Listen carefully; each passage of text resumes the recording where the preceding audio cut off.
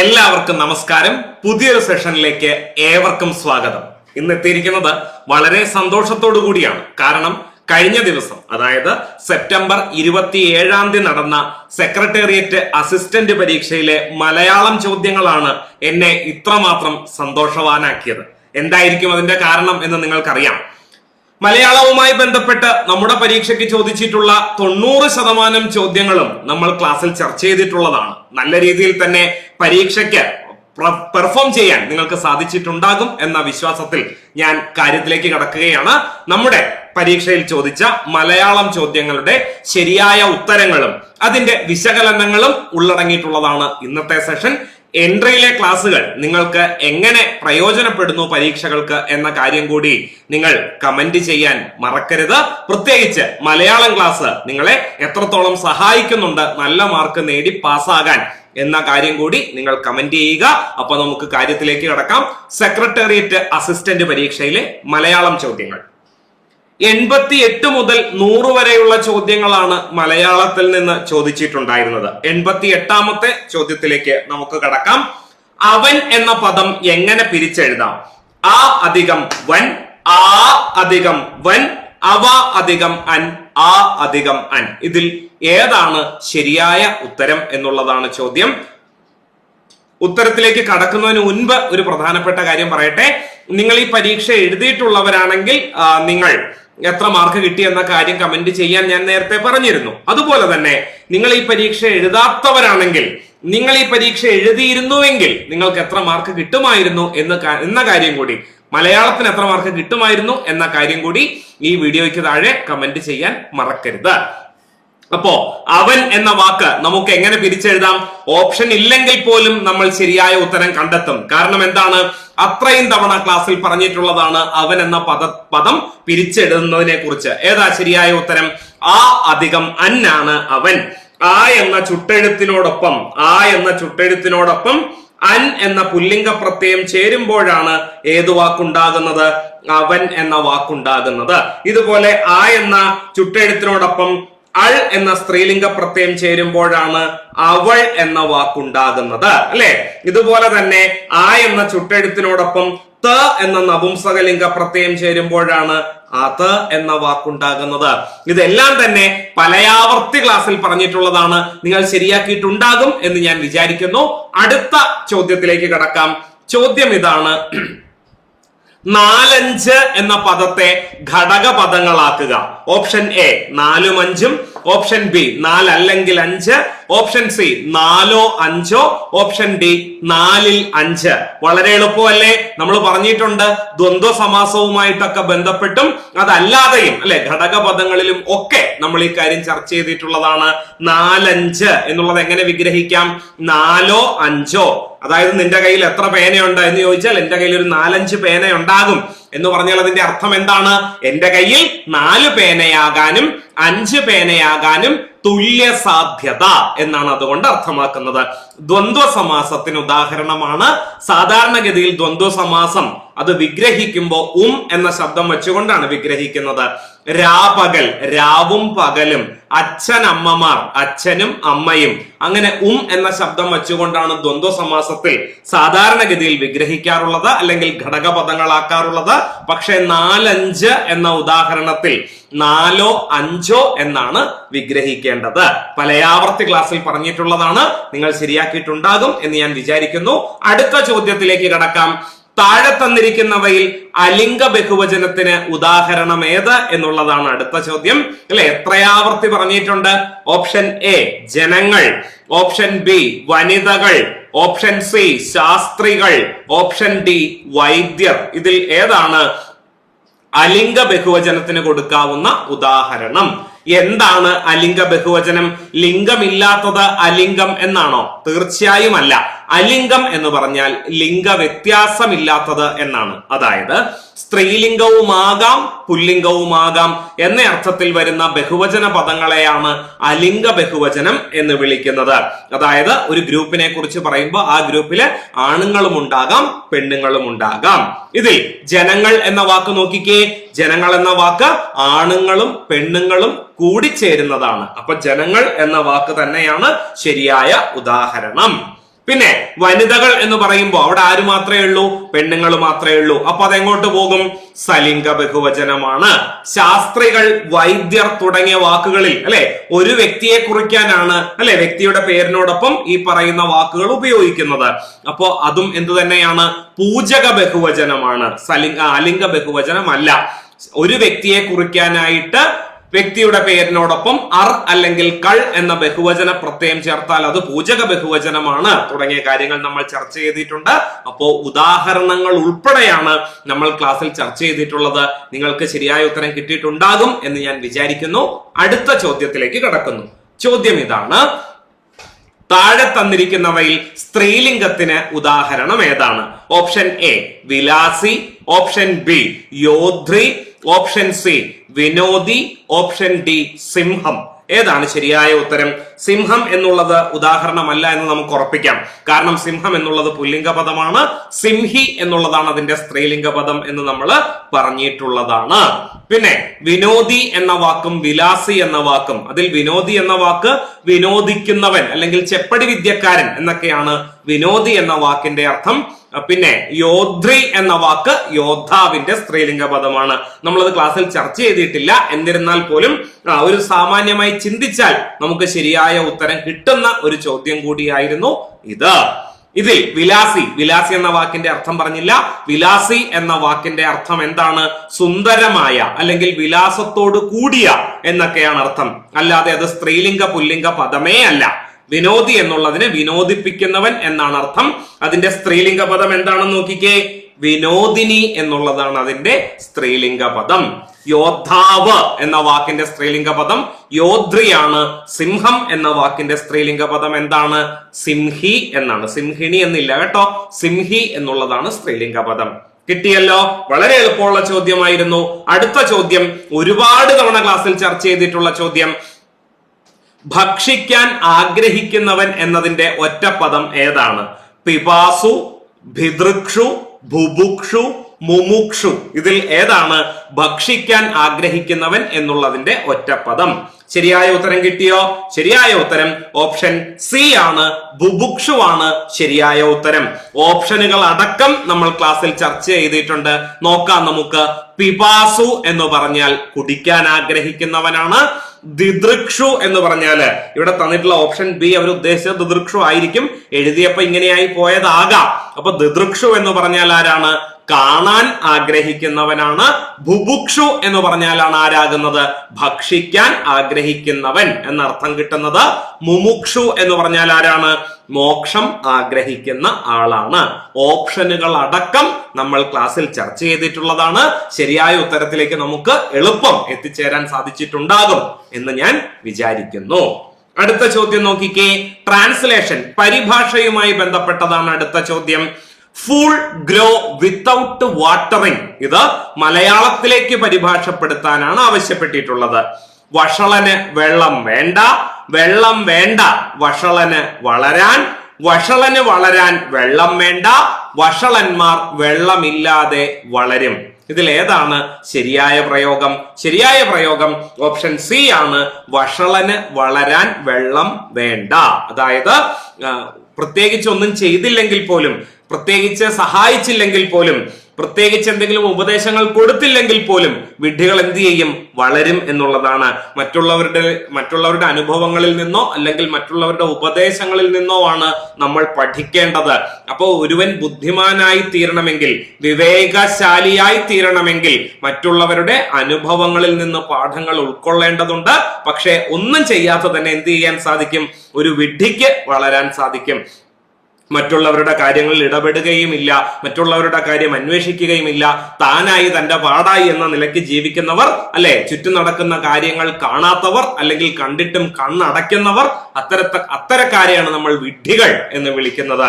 അപ്പോ അങ്ങനെയുള്ളവർക്ക് വളരാൻ പ്രത്യേകിച്ച് ഉപദേശങ്ങളുടെയോ അനുഭവങ്ങളുടെയോ ആവശ്യമില്ല എന്നാണ് ഈ ശൈലി കൊണ്ട് ഉദ്ദേശിക്കുന്നത്. ശരിയായ ഉത്തരം എളുപ്പം കിട്ടിയിട്ടുണ്ടാകും എന്ന് ഞാൻ വിചാരിക്കുന്നു. അടുത്ത ചോദ്യം ഇതാണ്: കരയുന്ന കുട്ടിക്ക് പാലുള്ളൂ എന്ന പഴഞ്ചൊല്ല് അർത്ഥമാക്കുന്നത് എന്താണ്? ഓപ്ഷൻ എ കാലത്തിനനുസരിച്ച് ജീവിക്കണം. ഓപ്ഷൻ ബി കൃത്രിമത്വം യഥാർത്ഥ ഫലം ഉളവാക്കുകയില്ല. കൃത്രിമത്വം എന്ന് എഴുതിയിരിക്കുന്നത് തെറ്റാണ്. പിന്നെ ഓപ്ഷൻ സി കരഞ്ഞാൽ പാൽ കിട്ടും. ഓപ്ഷൻ ഡി ആവശ്യപ്പെട്ടാലേ ലഭിക്കേണ്ടത് ലഭിക്കുകയുള്ളൂ. അല്ലെ, കരയുന്ന കുഞ്ഞിനെ അല്ലെങ്കിൽ കരയുന്ന കുട്ടിക്ക് പാലുള്ളൂ. വളരെ പ്രസിദ്ധമായ ഒരു ശൈലിയാണ് ക്രൈയിങ് ചൈൽഡ് ഗെറ്റ്സ് മിൽക്ക് എന്ന് ഇംഗ്ലീഷിലും പറയാറുണ്ട്. എന്താ അതുകൊണ്ട് ഉദ്ദേശിക്കുന്നത്? നമുക്കൊരു കാര്യം നേടിയെടുക്കണമെന്നുണ്ടെങ്കിൽ ആ കാര്യത്തിന് വേണ്ടി നമ്മൾ ശക്തമായി വാദിക്കേണ്ടി വരും എന്ന അർത്ഥത്തിലാണ് കരയുന്ന കുഞ്ഞിനെ പാലുള്ളൂ എന്ന ശൈലി പ്രയോഗിക്കുന്നത്. അപ്പൊ അതിന്റെ ഉത്തരം എന്തായിരിക്കാം? ആവശ്യപ്പെട്ടാലേ ലഭിക്കേണ്ടത് ലഭിക്കുകയുള്ളൂ എന്ന അർത്ഥത്തിലാണ് കരയുന്ന കുട്ടിക്ക് പാലുള്ളൂ എന്ന ചൊല്ല് അർത്ഥമാക്കുന്നത്. എളുപ്പമല്ലേ? അടുത്ത ചോദ്യം നോക്കിക്കേ. പ്രസാദം എന്നല്ല എഴുതിയിരിക്കുന്നത്, പ്രാസാദം എന്നതിന്റെ സമാന പദം ഏതാണ് എന്നാണ് ചോദിച്ചിട്ടുള്ളത്. ഓപ്ഷൻ എ പ്രസാദം, ഓപ്ഷൻ ബി മുഖ്യമായ, ഓപ്ഷൻ സി മാളിക, ഓപ്ഷൻ ഡി സന്തോഷം. ഇനി ഈ ചോദ്യം വായിച്ചു നോക്കുമ്പോ പ്രാസാദം എന്ന് എഴുതിയിരിക്കുന്നത് പ്രസാദം എന്നാണ് നിങ്ങൾ വായിച്ചത് എങ്കിൽ പോലും കുഴപ്പമില്ല. എന്താ കാര്യം? ഓപ്ഷൻ എ ആയിട്ട് പ്രസാദം കിടപ്പുണ്ട്. അപ്പോ ചോദ്യത്തിലും ഓപ്ഷനിലും പ്രസാദം തന്നെ വരുമോ എന്ന് ആലോചിച്ചിട്ട് നമ്മൾ ചോദ്യം ഒന്നുകൂടി വായിച്ചു നോക്കും. അപ്പൊ എന്തായാലും നമ്മുടെ കണ്ണിൽ എന്ത് പെട്ടിട്ടുണ്ടാകും? പ്രാസാദം എന്ന വാക്ക് പെട്ടിട്ടുണ്ടാകും എന്ന് ഞാൻ വിചാരിക്കുന്നു. എന്താണ് പ്രാസാദം എന്ന വാക്കിന്റെ അർത്ഥം? പലയാവർത്തി ക്ലാസ്സിൽ പറഞ്ഞിട്ടുള്ളതാണ്. പ്രാസാദം എന്ന വാക്ക് മാളികയുടെ പര്യായമാണ്. വലിയ കൊട്ടാരം, അതിനെയൊക്കെയാണ് പ്രാസാദം, ഹർമ്മ്യം എന്നൊക്കെ വിളിക്കുന്നത് മാളികകളെയാണ്. പ്രസാദം എന്ന വാക്കിന്റെ അർത്ഥം എന്താണ്? സന്തോഷം എന്നാണ്. പ്രധാനം എന്നാണ് പറഞ്ഞിരുന്നതെങ്കിലോ മുഖ്യമായ എന്ന അർത്ഥം കിട്ടിയേനെ. ഇനി ആ ദാ ശ്രദ്ധിക്കണം കേട്ടോ. പ്രധാനം എന്ന് ഇങ്ങനെ എഴുതുമ്പോഴാണ് ഇമ്പോർട്ടന്റ് എന്ന അർത്ഥം കിട്ടുന്നത്. ഇനി മൃദുവായ ദായാണ് എഴുതുന്നതെങ്കിലോ പ്രദാനം ചെയ്യുക എന്ന് പറഞ്ഞാൽ എന്താണ്? നൽകുക എന്നാണ്. ഒരു കാഴ്ച കണ്ടിട്ട് നമ്മൾ പറയാറുണ്ട് ആ കാഴ്ച എത്ര സന്തോഷപ്രദമാണ്. അപ്പൊ സന്തോഷപ്രദം എന്ന് പറഞ്ഞാലും എന്ത് തന്നെയാണ്? സന്തോഷത്തെ നൽകുന്നത് അല്ലെങ്കിൽ സന്തോഷത്തെ പ്രദാനം ചെയ്യുന്നത് എന്ന് തന്നെയാണ്. വളരെ പ്രധാനപ്പെട്ടതാണ്. പ്രാസാദം എന്ന വാക്ക് അല്ലെ, അതിന്റെ അർത്ഥം മാളികയാണ് എന്ന് ക്ലാസ്സിൽ ചർച്ച ചെയ്തിട്ടുള്ളതാണ്. അടുത്ത ചോദ്യം നോക്കിക്കേ. ശരിയായ പദങ്ങൾ മാത്രം കണ്ടെത്തുക. 1 കൃത്രിമം, 2 നായകി, 3 നിഷ്ഠ, 4 അടിമത്തം. എല്ലാ വാക്കുകളും ക്ലാസ്സിൽ പറഞ്ഞിട്ടുള്ളതാണ്.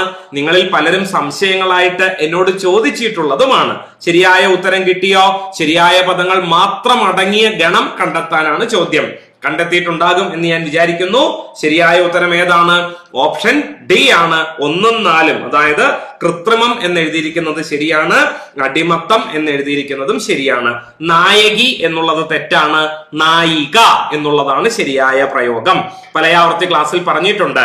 ടി.ഡി. രാമകൃഷ്ണന്റെ സുഗന്ധി എന്ന ആണ്ടാൾ ദേവനായകി എന്ന നോവൽ ഇറങ്ങിയ സമയത്ത് പലരും ചോദിച്ച ഒരു ചോദ്യമായിരുന്നു. നോവലിന്റെ പേര് വരെ നായകി എന്നാണല്ലോ കിടക്കുന്നത്, പിന്നെ എങ്ങനെയാണ് നായിക എന്നുള്ളത് ശരിയായ പദമാകുന്നത് എന്ന് പലരും സംശയമായിട്ട് ചോദിച്ചിട്ടുണ്ടായിരുന്നു.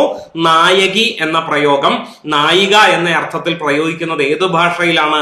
ദ്രാവിഡ ഭാഷയിലാണ് അല്ലെങ്കിൽ സിംഹള ഭാഷയിലാണ്. ടി.ഡി. രാമകൃഷ്ണന്റെ സുഗന്ധി എന്ന ആണ്ടാൾ ദേവനായകി എന്ന നോവൽ ശ്രീലങ്കയുടെ പശ്ചാത്തലത്തിൽ എഴുതപ്പെട്ട നോവലാണ്. അവിടുത്തെ ഒരു മിത്താണ് എന്ത്? സുഗന്ധി എന്ന കേന്ദ്ര കഥാപാത്രം.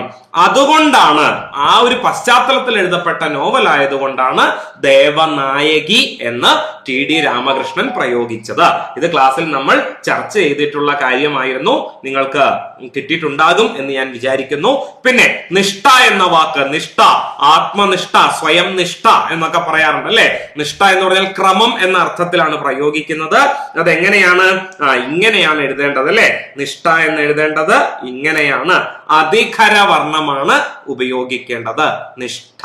എല്ലാവരും ശരിയാക്കിയിട്ടുണ്ട്. പലയാവർത്തി പറഞ്ഞിട്ടുള്ള പദം തന്നെയാണ്. അപ്പോ 1ഉം 4ഉമാണ് ശരിയായ പ്രയോഗം. കിട്ടിയല്ലോ. അടുത്ത ചോദ്യത്തിലേക്ക് പോകാം.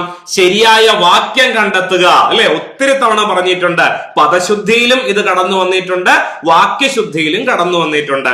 നോക്കിക്കേ. 1 ഓപ്ഷൻ എ അദ്ദേഹത്തെ ഹാർദവമായി സ്വാഗതം ചെയ്തു. ഓപ്ഷൻ ബി അദ്ദേഹത്തെ ഹാർദമായി സ്വാഗതം ചെയ്തു.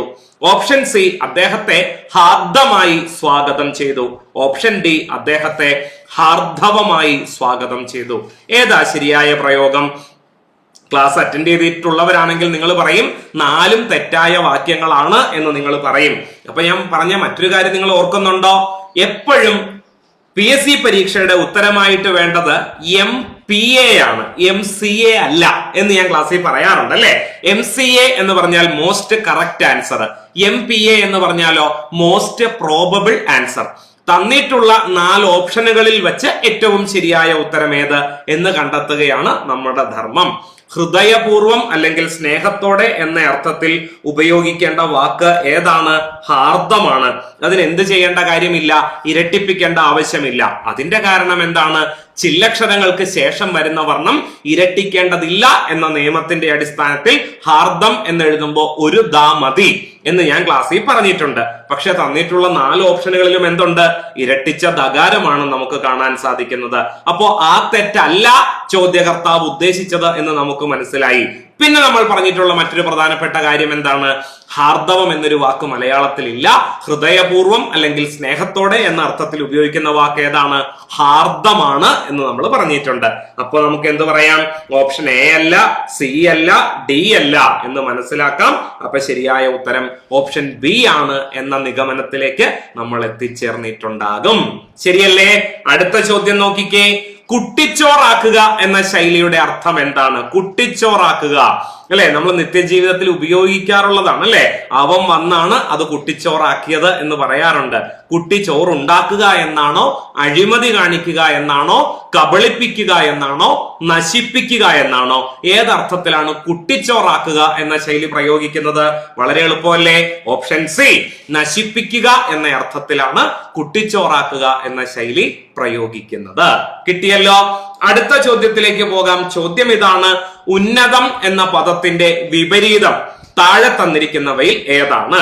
ഓപ്ഷൻ എ അത്യുന്നതം, ഓപ്ഷൻ ബി അനന്യുതം, ഓപ്ഷൻ സി നദം, ഓപ്ഷൻ ഡി ഉന്മുഖം. ഇതിൽ ഉന്നതം എന്ന പദത്തിന്റെ വിപരീതം ഏതാണ്? നമ്മൾ പലയാവർത്തി പറഞ്ഞിട്ടുണ്ട് അല്ലെ.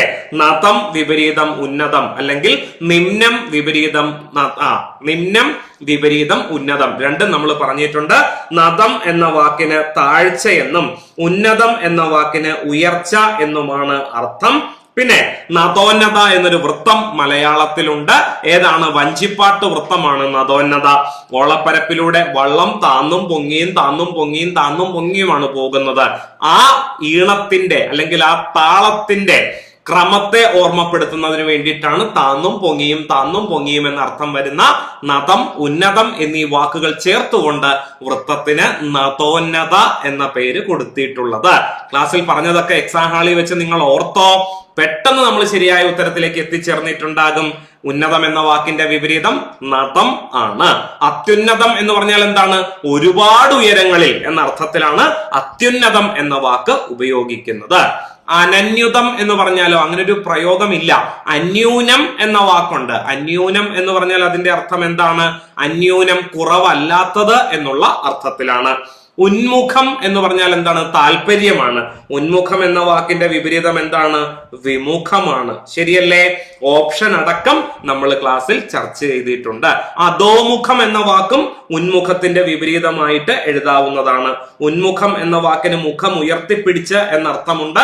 മുഖം താഴ്ത്തിപ്പിടിക്കുക എന്ന അർത്ഥത്തിൽ അധോമുഖം എന്ന വാക്ക് ഉപയോഗിക്കാവുന്നതാണ്. ഓപ്ഷനുകൾ അടക്കം ക്ലാസ്സിൽ ചർച്ച ചെയ്തിട്ടുള്ളവയാണ്. അടുത്ത ചോദ്യം നോക്കിക്കേ. നമ്മുടെ വൊക്കാബുലറി പാർട്ടുമായി ബന്ധപ്പെട്ട 12ാമത്തെ അവസാനത്തെ ചോദ്യം ഇതാണ്: ഈച്ച പര്യായ പദം താഴെ തന്നിരിക്കുന്നവയിൽ ഏതാണ്? ഈച്ചയുടെ പര്യായ പദം ഏതാണ് എന്നാണ് ചോദിച്ചിട്ടുള്ളത്. ഓപ്ഷൻ എ മക്ഷിക, ഓപ്ഷൻ ബി സല്ലഗി, ഓപ്ഷൻ സി പക്ഷം, ഓപ്ഷൻ ഡി ഛതം. ഇതിൽ ഏതാണ് ഈച്ചയുടെ പര്യായമായിട്ട് പരിഗണിക്കാവുന്നത്? വളരെ എളുപ്പമല്ലേ? മക്ഷിക. മക്ഷിക എന്നാൽ ഈച്ചയുടെ പര്യായമാണ്. ക്ലാസ്സിൽ ചർച്ച ചെയ്തിട്ടുള്ളതാണ്. ഇനി ബാക്കിയുള്ള വാക്കുകളുടെ അർത്ഥം കൂടി നമുക്കൊന്ന് പരിശോധിക്കാം. സല്ലഗി എന്ന വാക്കിന്റെ അർത്ഥം എന്താണ്? ഈന്തപ്പന എന്നാണ്. പക്ഷം എന്ന വാക്കിന് പക്ഷി എന്നും ചിറകെന്നും അല്ലെ, ഒരു പക്ഷം പിടിക്കുക എന്ന് പറയുമ്പോൾ കൂറ് കാണിക്കുക എന്നർത്ഥമുണ്ട്. കൂട്ടം അല്ലെങ്കിൽ സൈന്യം എന്ന അർത്ഥത്തിലും പക്ഷം എന്ന വാക്ക് ഉപയോഗിക്കുന്നുണ്ട്. ഛദം എന്ന വാക്കിന് ചുണ്ട്, ചിറക്, തൂവൽ, ഇല എന്നൊക്കെയാണ് വാക്കിന്റെ നാനാർത്ഥങ്ങൾ.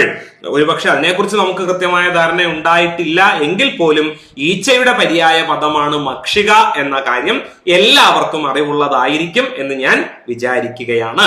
ക്ലാസ്സിൽ പറഞ്ഞതൊക്കെ നിങ്ങൾ ഓർത്തിയിട്ടുണ്ടാകും എന്ന് ഞാൻ പ്രതീക്ഷിക്കുന്നു. അപ്പൊ 12 ചോദ്യങ്ങൾ മലയാളത്തിൽ നിന്നുണ്ടായിരുന്നു. ഈ 12 ചോദ്യങ്ങൾ നിങ്ങൾക്ക് എപ്രകാരമാണ് അനുഭവപ്പെട്ടത് എന്ന് പരീക്ഷ എഴുതിയവരും പരീക്ഷ എഴുതാത്തവരും നിർബന്ധമായും കമന്റ് ചെയ്യുക.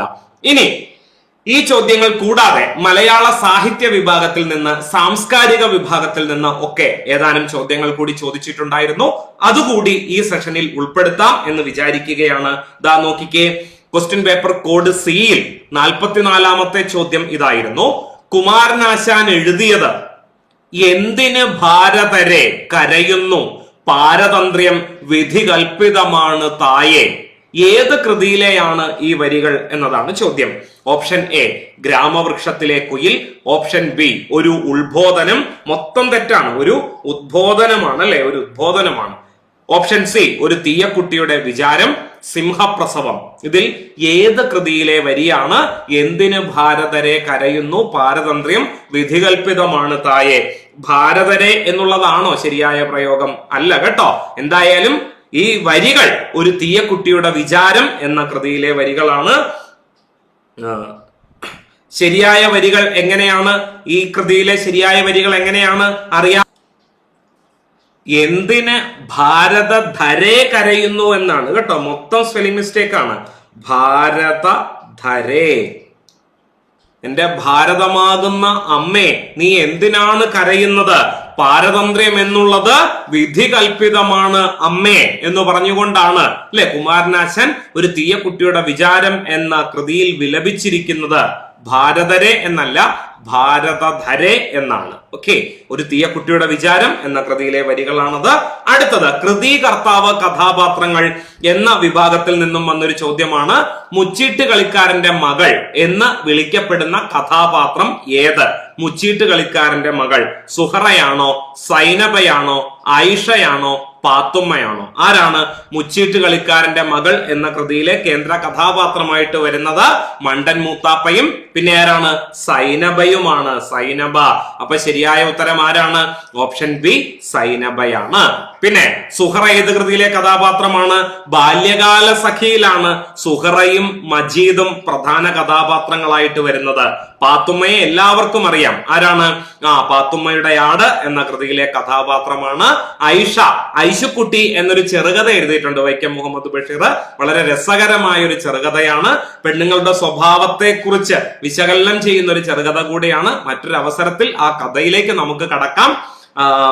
പിന്നെ സൈനബയും മുത്താപ്പയും, മണ്ടൻ മൂത്താപ്പയും മുച്ചീട്ട് കളിക്കാരന്റെ മകൾ എന്ന കൃതിയിലെ കഥാപാത്രങ്ങളാണ്.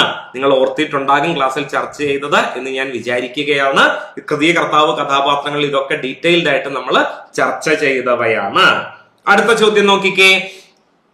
ആദ്യത്തെ മലയാളം ചെറുകഥ വാസനാ വികൃതി പ്രസിദ്ധീകരിച്ചത് ഏതു മാസികയിലാണ് എന്നാണ് ചോദ്യം. Option A Vidyavinodini, option B Vidyavilasini, option C Bhashabhushani, option D Jnananikshepam. ഇതിൽ ഏത് കൃതിയിലാണ് വാസനാ വികൃതി എന്ന കൃതി പ്രസിദ്ധീകരിച്ചത് എന്നാണ് ചോദ്യം. എല്ലാവർക്കും അറിയാം ഓപ്ഷൻ എ വിദ്യാവിനോദിനിയിലാണ് 1891 ഈ കൃതി പ്രസിദ്ധീകരിച്ചത്. ഇതിന്റെ പ്രാധാന്യം എന്താണ്? മലയാളത്തിലെ ആദ്യത്തെ ചെറുകഥ എന്ന പ്രാധാന്യമാണ് വാസനാ വികൃതിക്കുള്ളത്. കേസരി എന്ന തൂലികാനാമത്തിൽ സാഹിത്യരചന നടത്തിയിരുന്ന കേസരി വേങ്ങയിൽ കുഞ്ഞിരാമൻ നായനാരാണ് വാസനാ വികൃതി എന്ന കൃതി രചിച്ചത്. വിദ്യാവിനോദിനിയിൽ 1891 ഇത് പ്രസിദ്ധീകൃതമായത്.